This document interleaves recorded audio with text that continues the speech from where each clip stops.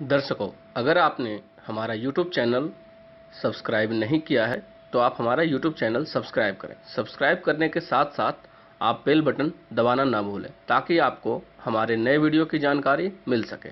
धन्यवाद। नमस्कार, मैं हूं ज्योतिषाचार्य नीलम शर्मा।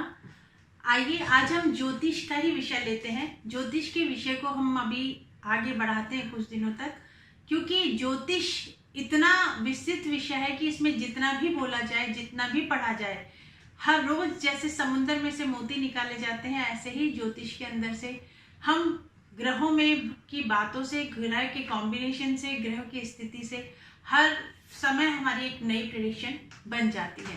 पर कुछ बेसिक्स जो चीजें होती हैं उनका विशेष ध्यान रखना चाहिए, जिसको कि हम आजकल ले रहे हैं अपने वीडियो जो भी बना रहे हैं उसके अंदर ले रहे हैं।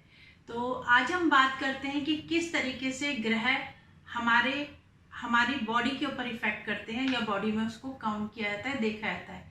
जैसे कि मैंने आपको बताया कि हमारे 7 ग्रह होते हैं। राहु केतु का भौतिक अस्तित्व नहीं है, फलादेश के अंदर उनका बहुत ज्यादा योगदान माना जाता है। वो कहाँ बैठे हैं, इसका प्लेसमेंट किसके साथ है, किस राशि के अंदर है, वहां उसका प्रभाव रहता है।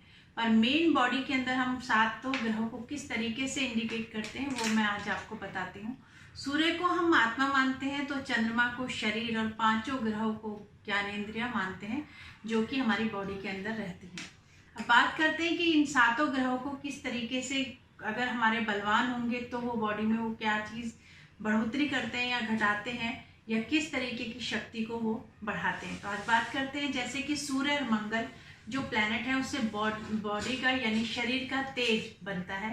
उस तेज को हम देख सकते हैं कि प्लैनेट तेज किस तरीके से उस व्यक्ति की बॉडी में, सूर्य मंगल का अगर प्रभाव कुंडली के अंदर अधिक है तो उस व्यक्ति की जो बॉडी है, शरीर में जो तेज है, उसको देख सकते हैं। इसी तरीके से चंद्रमा और शुक्र को जलीय प्लैनेट माना गया है, और वो अगर हम कुंडली के अंदर देखेंगे तो जो रस इंद्रियां होती हैं उसको हम चंद्रमा और शुक्र से देखते हैं।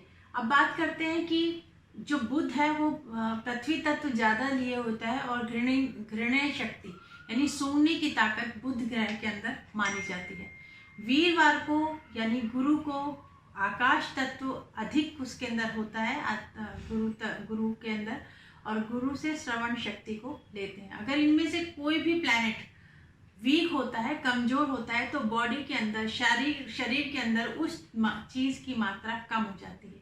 शनि राहु केतु को वायु तत्व के रूप में लेते हैं हम, जिनका भी ये इफेक्टेड रहता है, तो ये शरीर में वायु तत्व का प्रभाव देखने को, जैसा प्लैनेट की स्थिति है उससे हम देख सकते हैं। तो अब ये ग्रह मजबूत हालत में कैसे होते हैं, कमजोर कैसे होते हैं, वो मैं आपको बताती हूँ। कि हमारे 30 डिग्री का हम किसी भी एक भाव को लेके चलते हैं, उसके अंदर वो जिस डिग्री के ऊपर प्लैनेट बैठा होता है, उस डिग्री को हम देखते हैं कि वो किस अवस्था में है, बाल अवस्था में है, युवा अवस्था में है, या वृद्ध अवस्था में है। बाल अवस्था में भी प्लैनेट इतना ज्यादा इफेक्ट नहीं कर पाता, वृद्ध अवस्था में भी वो प्लैनेट की इतनी शक्ति नहीं होती। पर अगर हाँ वो 15 डिग्री के आसपास प्लैनेट है, डिग्री पे है, तो वो काफी बलवान होते हैं। पर इन स्थिति पे भी कुछ प्लैनेट अस्त होते हैं। उसका कारण क्या होता है, अस्त प्लैनेट क्या होता है, ये चीज भी आपको जरूर समझनी चाहिए। जिस तरीके से अगर हम हाईवे पे जा रहे हैं और सामने से कोई ट्रक या बड़ी गाड़ी जिसके शीशे की, जिसकी लाइट बहुत तेज है, वो हमारी आंखों के ऊपर आके पड़ती है, तो हम सामने ड्राइव करते हुए जा रहे हैं, पर हमारी आंखों के से एकदम रोशनी इतनी तेज पड़ती है कि हमें दिखना बंद हो जाता है।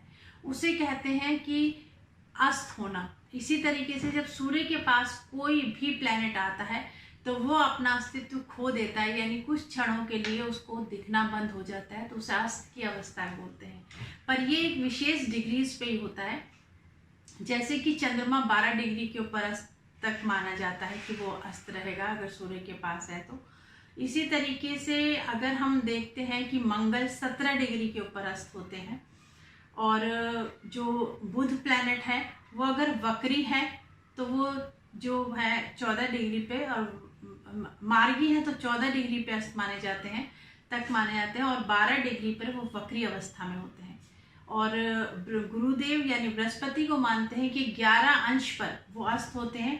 शुक्र अगर मार्गी है तो 10 अंश के ऊपर अस्त होते हैं, और अगर वक्री हैं तो 8 अंश के ऊपर वो अस्त माने गए हैं। शनि को अगर हम को लेते हैं तो शनि देव जो है जिस भी स्थिति में सूर्य होंगे, सूर्य से 15 अंश पहले और 15 अंश बाद तक अस्त माने गए हैं। इन अस्त प्लैनेटों का जिंदगी के अंदर ये प्रभाव होता है कि उस प्लैनेट की जो अवस्था है, स्थिति है, वो कमजोर मानी जाती है जब वो अस्त है। तो हम उनकी रेमेडीज बताते हैं कि आपको किस तरीके से कौन सा नग धारण करके इसको हम बढ़ा सकते हैं, या कौन सी कलर थेरेपी करके इस नग की इस प्लैनेट की पावर को बढ़ा सकते हैं। तो ग्रह अस्त क्या होता है, उसका क्या प्रभाव पड़ता है, किस कार्य के अंदर पड़ता है। सपोज मान लीजिए गुरु अस्त है, तो गुरु श्रवण यानी सुनने की शक्ति उस व्यक्ति की कहीं ना कहीं इफेक्टेड होगी। इसी तरीके से हर प्लैनेट की हम की जो कार्य शक्ति है, शैली है, उसको देखकर और प्लैनेट की स्थिति को देखकर उस व्यक्ति की, काल पुरुष की, या जो व्यक्ति जन्म ले रहा है या जन्म लिया है उसने, उसकी स्थिति को हम बताने में सक्षम होते हैं।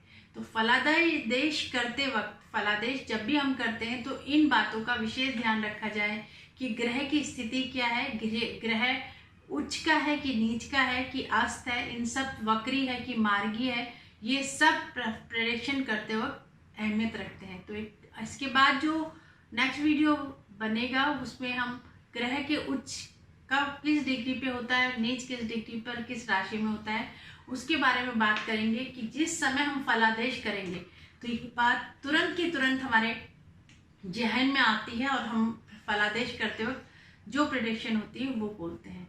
तो जिन लोगों ने भी अभी तक हमारा चैनल सब्सक्राइब नहीं किया है उनसे आग्रह है कि वो हमारा चैनल सब्सक्राइब करें, और जिन लोगों ने हमारा channel astro Neelam Sharma subscribe कर रखा है उनका पुनः एक बार धन्यवाद।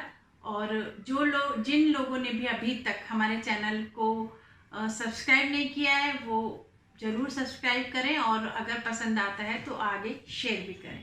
तो आगे एक नए विषय के साथ आपसे फिर मिलेंगे, तब तक के लिए नमस्कार।